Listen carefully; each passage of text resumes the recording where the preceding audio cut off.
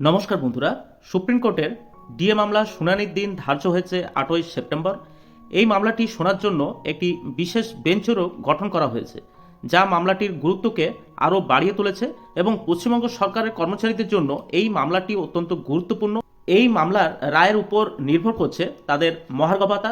ভারতের প্রধান বিচারপতির সম্মতিতে 8ই সেপ্টেম্বর দুপুর 2টোর পর মামলার চাপ কমানোর জন্য একটি বিশেষ বেঞ্চেরও গঠন করা হয়েছে।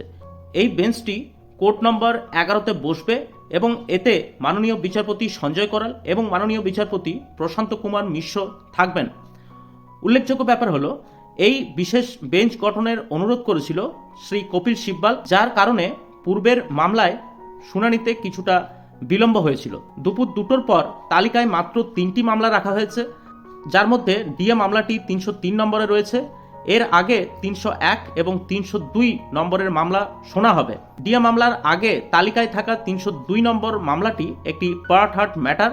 এর অর্থ হলো এই মামলাটি শুনানির আগে শুরু হয়েছে এবং অসমাপ্ত রয়েছে। সাধারণত এই ধরনের মামলা শেষ না হওয়া পর্যন্ত নতুন মামলা শুরু করা হয় না। তাই 302 নম্বর মামলা শুনানিতে যদি বেশি সময় লাগে, তবে ডিএ মামলা শুনানি শুরু হতে কিছুটা দেরি হতে পারে। এটি নিঃসন্দেহে মামলাটির জন্য একটি চিন্তার বিষয়। তবে বিশেষ বেঞ্চ গঠন হওয়ার পর এটি আশা করা যাচ্ছে যে সেই দিনই ওই মামলার শুনানি সম্পন্ন হবে। মূল ডিএ মামলার সাথে 3টি আদালত অবমাননার মামলা যুক্ত রয়েছে। এই মামলাগুলি একসাথে শোনা হবে। সমস্ত পক্ষের আইনজীবীরা তাদের যুক্তি উপস্থাপনের জন্য প্রস্তুত। 8ই সেপ্টেম্বরের শুনানি রাজ্য সরকারি কর্মচারীদের জন্য একটি নতুন দিক আনতে পারে, এমনটাই কিন্তু মনে করা যাচ্ছে।